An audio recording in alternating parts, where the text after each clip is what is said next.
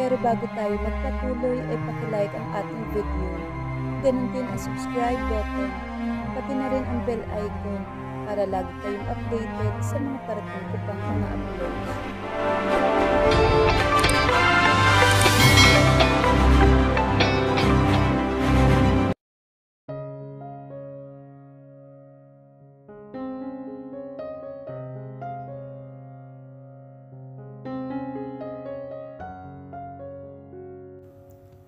Narinig ko ang pagtunog ng aking cellphone.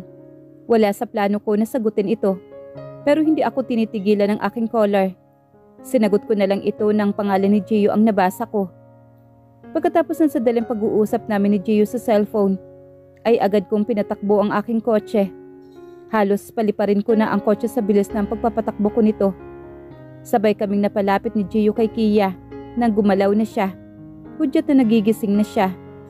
Natagpuan daw ni Gio si Kia na nakahandusay sa condo unit nito at ayon sa doktor nito ay uminom daw ito ng tableta para kitlin ang sariling buhay nito. Laking pagtataka namin ni Gio kasi wala kaming alam na may malaking problemang dinadala ang aming kaibigan. Lalo lang kasi siyang nakakaawa at minsan hindi niya ipinaparamdam sa amin na malungkot siya. Gio, Maureen? Sambit naman ni Kia sa nanghihinang boses. Please, wag niyo sanang ipapaalam sa kahit sino ang tungkol dito. Pati sa mga magulang ko. At pati na rin kay Danaya. Alam niyo naman na marami siyang problema ngayon.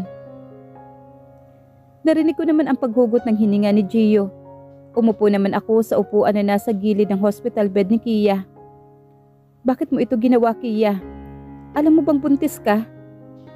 Hindi sumagot si Kia. Bagos tulong luha siyang napatingin sa akin.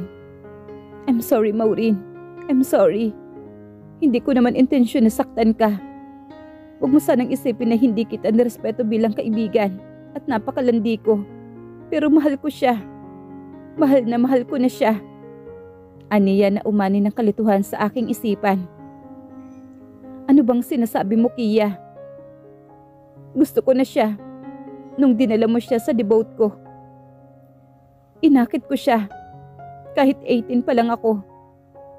Malungkot siya. Kaya nadali ko siyang naakit. At mula nun may sikretong relasyon na kaming dalawa. Siya yun lagi kong ikinukwento sa inyo ng boyfriend ko.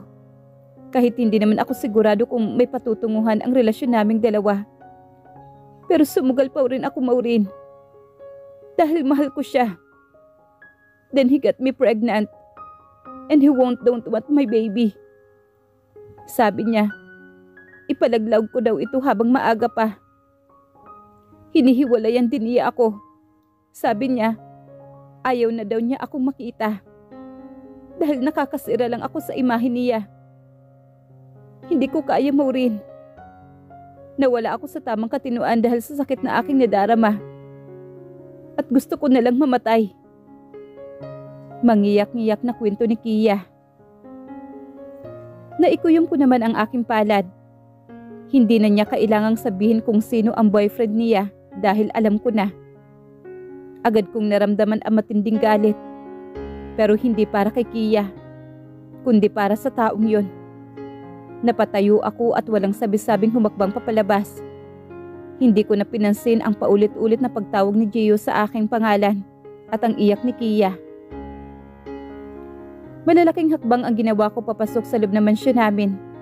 Nang nasa loob na ako, agad kong hinanap ang aking ama. Natagpuan ko siya sa may patio habang nagbabasa ng mga dokumento. Napatingin siya sa akin na maramdaman niya ang aking presensya. Napatayo siya. Maureen, may kailangan ka? Hindi na niya natapos pa ang iba niyang sasabihin nang malakas ko siyang sinampal. Para saan yung sampal na yan, Maureen? Pagalit na wika ng papa. Nagtaas baba ang aking dibdib dahil sa matinding galit ko sa kanya. Napakasikip ng aking nadarama kaya tuluyan ng tumulo ang mga luha ko habang nakatingin ako sa kanya. Bakit, Dad? Kaibigan ko siya. At hindi ko lang siya simpleng kaibigan. Matalik ko pa siyang kaibigan. Pero bakit? Sa lahat, bakit siya pa? Bakit siya pa ang pinatulan mo? Pinaasa at pinaglaruan mo, Dad? Naiiyak kong tanong sa kanya at halos hindi ako makahinga. Masakit isipin na nagawa niya ito sa aking kaibigan. Alam ko na may kasalanan din si Kia. Pero siya matanda na siya.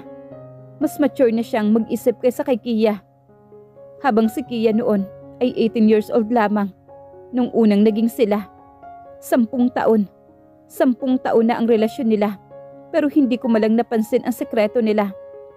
Para akong baliw na nakikipagtawanan at kinikilig pa sa tuwing ikinukwento ni Kia sa amin ang tungkol sa kanyang boyfriend.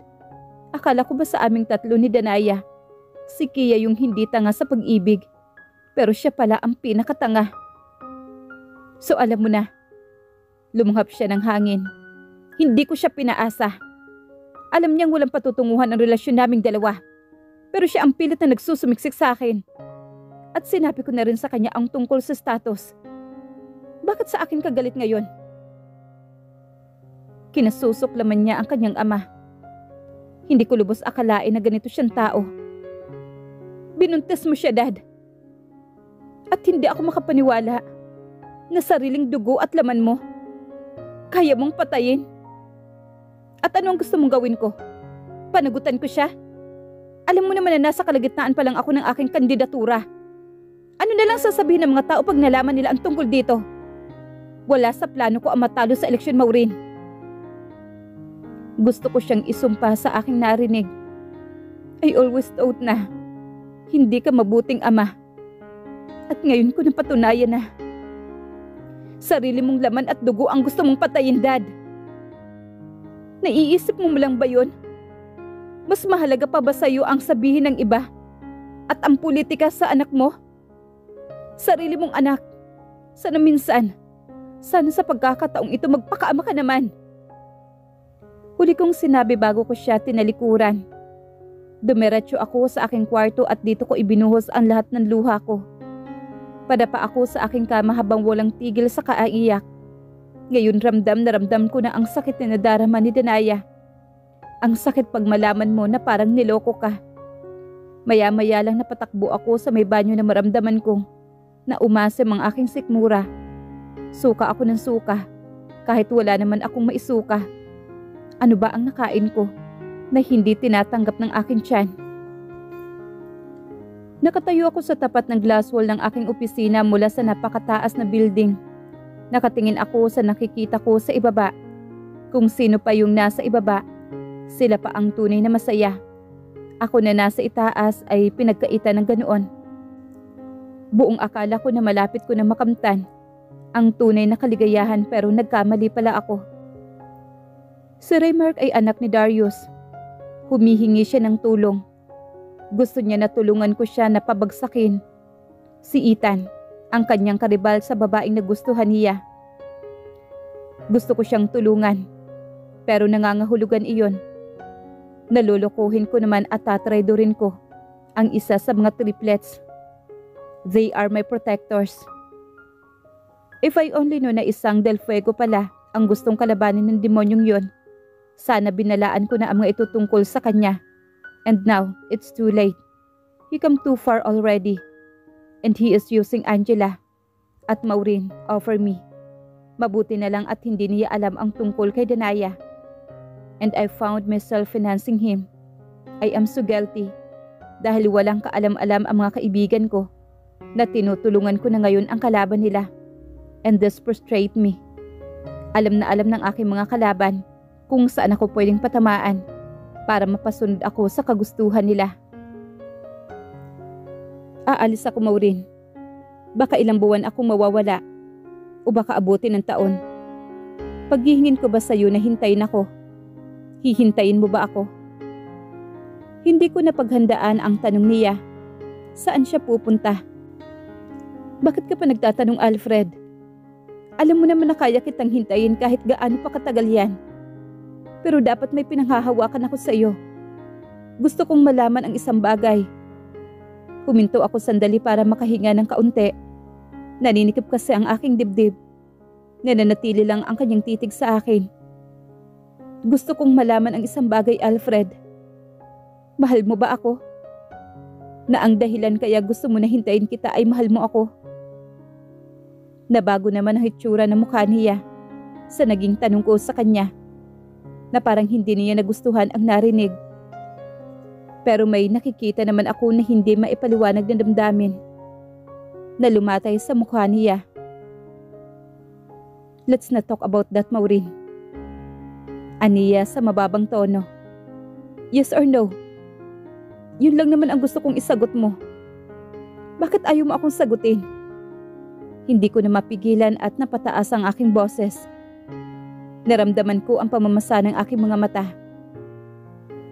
Dahil ayaw kitang saktan, Maureen. Dahil ayaw kong magsinungaling sa iyo. Sagot niya na tuluyang nagpatulo ng luha ko. Salamat sa sagot mo, Alfred. Hindi nga ako nasasaktan sa sagot mo. Umiiyak na sambit ko sa kanya. Maureen, akmang pupunasan niya ang luha ko pero tinampal ko ang kamay niya. Huwag mong pawi ng mga luha ko. Huwag kang makaramdam ng guilty or pain. Tanga ako dahil pinili ko ang masaktan. Itong puso ko, dahil isang gago na tulad mo ang pinili ko. Pinunasan ko ang luha ko. And you know what? Hindi kita kailangan. Kahit saan mo gustong pumunta. Pumunta ka. Hindi kita pipigilan. Mahalaga ka sa akin, Maureen. Gusto ko siyang murahin sa kanyang sinabi. Talaga? Taas kilay kong sambit sa kanya. Aalis na sana ako na may pumasok sa isip ko. Paano kung sabihin ko sa iyo na buntis ako? Pananagutan mo ba ako? Naramdaman ko naman ang paninigas ni Alfred. Awang ang labi niyang nakatitig sa akin. That's impossible. Aniya na nagpainit naman ng dugo ko. At bakit imposible, Alfred? Pinanatili kong mahinahon kahit galit na ako sa kanya. Nanlilisik ang aking mga mata. Dahil usapan natin na hindi ka pwedeng mabuntis. I don't want to be bothered with child. You know that I don't want to have an unwanted child with you. Bilang isang OB-GYN, hindi ako ignorante sa mga pagbabagong nangyayari sa aking katawan. Idagdag pa ang mahigit 1 linggo na pagka-delay. May haka-haka na ako na baka buntis ako. At ngayon hawak ko na nga ang patunay na tama ang hinala ko. Aaminin ko na masaya ako. Masaya ako ngayon. Napahaplos ako sa wala pang umbok kong tiyan. Sa wakas, magkakaanak na rin kami ni Alfred. Excited na akong sabihin sa kanya ang tungkol sa pagbubuntis ko. Sigurado ako na mababago ko din ang kanyang isipan. Oras na may maipakita akong ebidensya sa kanya na totoong buntis nga ako. Alam kong malapit si Alfred sa mga bata. Mahal na mahal niya ang anak ni Danay at Axel. Siya ang nagpapakaama kina Jiho at Jared sa loob ng 6 na taon. Imposible naman na hindi niya matatanggap ang anak namin. Dapat inaasahan ko na. Dapat hindi na ako umasa pa. Kay hirap magising sa katotohanan na wala akong halaga sa lalaking siyang lahat sa akin. Sa lalaking pinahalagahan ko ng sobra. Akala ko wala na masakit pa ang ma-reject kay Alfred. Pero mas masakit pala para sa akin na malapit na maging isang ina ang ma-reject ang aking anak sa mismong ama nito. Na kahit dugo pa lang ito sa aking sinapupunan ay ikinakailan na nito ng sariling ama. Ilang araw din akong walang tigil sa kakaiyak. Ilang araw din akong umaasa na sana tatawagan o pupuntahan ako ni Alfred. At sasabihin niya sa akin na nagbibiro lamang siya. Na hindi niya sinasadya ang mga salitang kanyang binitawan. Hanggang sa lumipas na nga ang mahigit na 1 buwan na walang Alfred na nagpaparamdam sa akin. Bigla na naman siyang nawala. Umalis na naman siya. Kahit pa alam niyang ipinagbubuntis ko na ang anak naming 2. Umalis siya nang walang paalam. Umalis siya na hindi man lamang niya ako binigyan ng assurance tungkol sa aking kalagayan. Kung pananagutan ba niya ako o hindi. Mahigit na 2 buwan na ang aking ipinagbubuntis pero hindi pa halatang umbok ng aking tiyan. Para lang akong hindi buntis kong tingnan. Medyo nahihirapan ako ngayon. Mag-isa at hindi ko alam kung kanino ako kakapit. Walang nakakaalam sa tunay kong kalagayan. Ipinagpapasalamat ko na lang na wala pang nakakahalata sa aking pagbubuntis. 1 linggo na lang ang hihintayin ko at eleksyon na. Kung ano man ang mangyayari sa pagtakbo ni Dad, hindi niya masisisi sa akin kung matalo man siya. Pag matapos na ang eleksyon, saka ko aaminin sa mga kakilala ko ang pagbubuntis ko at hindi ako papayag na may gawing masama ang aking ama sa aking magiging anak. Ayaw mo ba talaga ng kape? Pansin ko lang ha, mga 1 buwan na ang nakakalipas na hindi kita nakikita na uminom ng kape. Adik ka kaya nito? Ani naman sa akin ni Gio. Kasama ko siya sa isang coffee shop. Madalas talaga kami sa lugar na ito. Dahil pareho kaming mahilig sa kape. Dahil mula nung malaman ko na buntis ako, iniiwasan ko na talaga ang kape. Bigla na lang ako nagising na ayaw ko na ng kape. Pagsisinungaling ko. Moderation is not harmful. Mas mabuti nang nakakasigurado. Wala sa plano ko na sabihin sa kanya ang tungkol sa kalagayan ko. Hindi na rin ako kinukulit ng aking ama na magpakasal kay Gio. Pagkatapos kong nalaman ang tungkol sa kanilang dalawa ni Kia at ang ginawa niya sa aking kaibigan. Siguro nahihiya siya sa akin, pero yung pagiging dominante niya ay hindi man lamang nabawasan. Iniisip ko kung iniisip ba ni Dad ang tungkol sa anak niya kay Kia. Talaga? Napataas naman ang kilay ni Gio. At sa kapansin ko lang ha, parang tumataba ka. Masyado ka bang stress lately? Kasi nakakataba daw ng stress minsan. Alam mo, sana journalism na lang ang kinuha mong course. Ang dami mong napapansin. Pabalang na wika ko naman kay Gio. Huwag ka mapikon. It's a good thing na medyo tumataba ka. At least, nadadagdagan din ang dibdib mo. Mabuti na yun. Nagkakalaman na ng kaunti. Dahil para kang poste na nakadamit sa kapayatan mo. Aniya sa katumawa. Napamura naman siya rito. Na sinabayan ko rin ng hindi napatigil ako nang makaramdam ako ng matinding pagkahilo. Ano nangyayari sa'yo? Kunot na tanong sa akin ni Gio. Halata sa kanyang mga mata ang pag-alala. Naging blurred na si Gio. Hanggang sa hindi ko na nalabanan ang nadarama kong pagkahilo at tuluyan akong bumigay. Who is the father? Sabi ko na nga ba? Nagtatanong siya sa akin. Nasa isang klinik kami na pinagdalhan niya sa akin. Ako mismo ang umamin sa doktor tungkol sa aking pagbubuntis. Sa pagkakaalam ko, wala ka nang naging boyfriend. Mula na nagkahiwalay kayo ni Lance. Kaya naguguluhan ako ngayon kung bakit ka buntis. Pasensya ka na. Alam ko naman na wala akong karapatan magdamdam.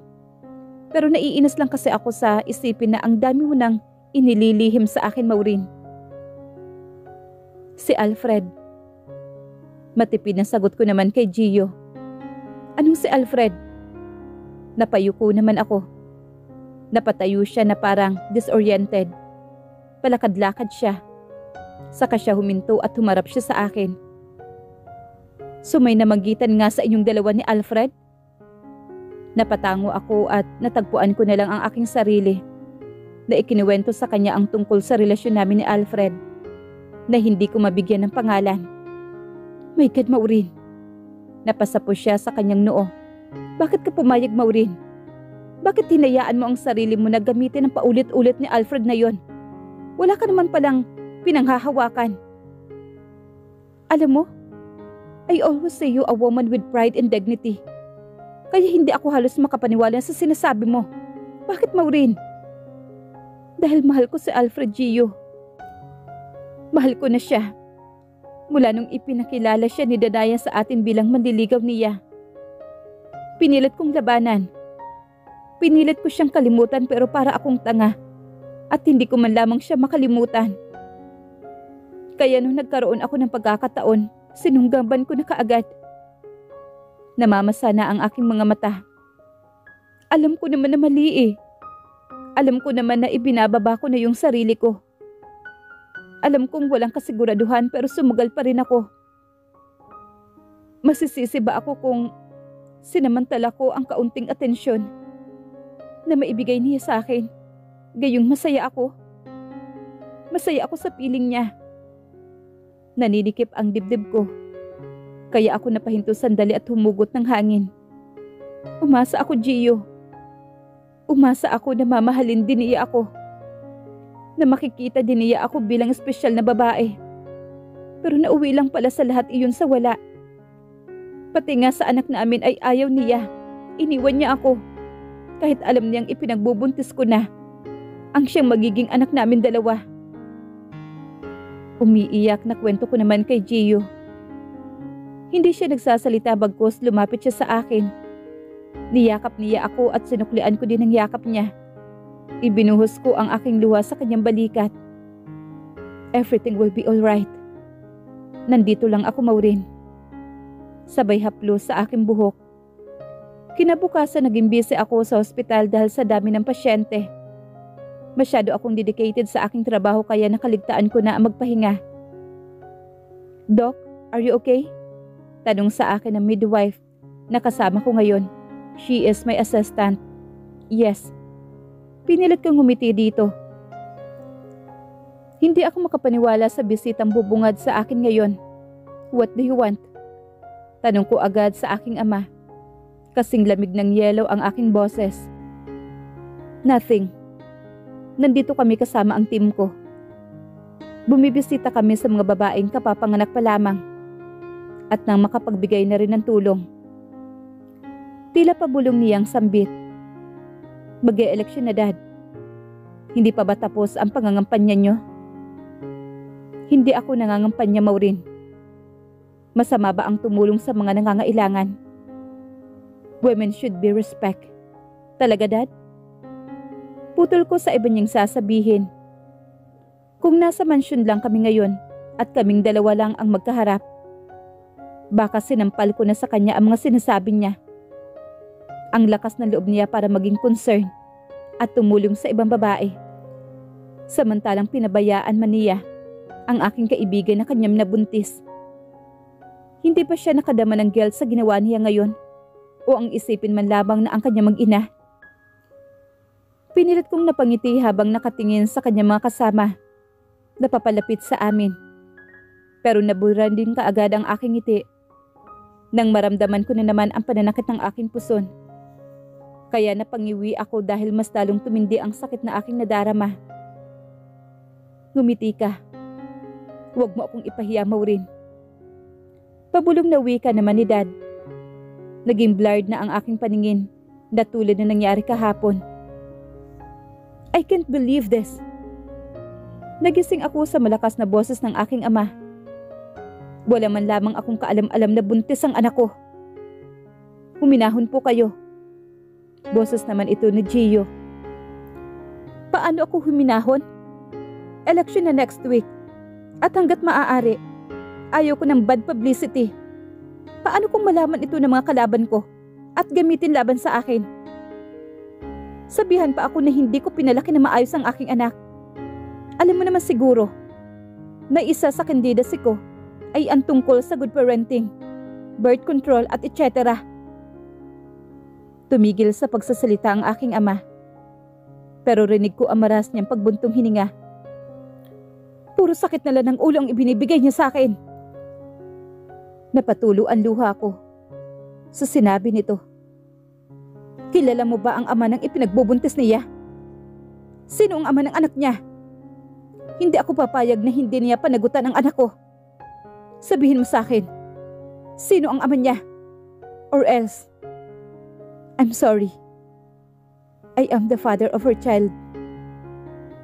Tuluyan kong naibuka ang aking mga mata nang marinig ko ang sinabi ni Gio. Gusto kong magsalita at kumontra sa kanyang sinabi. Pero parang may bumara sa aking lalamunan at hindi ko magawang magsalita. Ikaw? Tila tulad ko ay gulat na gulat din ang aking ama. It just happened, sir. I'm sorry. But I promised that I will take care of Maureen and our child. Ano ba itong pinagsasabi ni Gio? Handa naman akong aminin sa aking ama na walang ama ang ipinagbubuntis ko. Kaya ko naman ipaglaban ang anak ko laban sa aking walang pusong ama. Kaya ko naman buhayin ang anak ko. Kahit pa hindi na ako pamanahan ni Dad. At putuloy na rin niya ang allowance ko. Sa pinagsasabi ngayon ni Gio, parang mas naging komplikado ang sitwasyon ko. Dahil panigurado na ipapakasal ako ni Dad sa aking kaibigan. Hindi din nagtagal si Dad. Tama nga ang hinala ko. Agad din niyang pinagplanuhan ang ipakasal ako kay Gio, na siyang gusto naman niya talaga. Okay naman ang ipinagbubuntis ko, pero kailangan ko ng total bed rest. Bakit ginawa mo yun? Bakit sinabi mo na ikaw ang ama ng ipinagbubuntis ko, Gio? I'm sorry. Wika naman ni Gio. I did that intentionally, Maureen. Kung ayaw ni Alfred sa inyo ng anak ninyo, pwes, ako gustong-gusto ko kayo. Kayang-kaya ko kayong tanggapin. Pero ayaw kong masira ang buhay mo dahil sa amin, Gio. Hindi mo naman kami responsibilidad. Alam mo ba na isa ito sa pangarap ko? Ang magkaroon ng isang anak at magkaroon ng sarili kong pamilya, Maureen. And yes, pagkakataon ko na ito. Kaya ipinapangako ko sa iyo. Nagagawin ko ang lahat para sa inyo. Bigyan mo lang ako ng pagkakataon para matupad ang mga pangarap ko. Pakasalan mo ako, Maureen. At ipapangako ko sa iyo na walang araw na iiyak ka. Mamahalin ko ang anak mo ng higit pa sa kahit anong ibigay ng kung sino. Kayo ang maging main priority ko sa buhay. Ibibigay ko sa inyo pati na ang buhay ko. Basta pakasalan mo lang ako. Please, Maureen.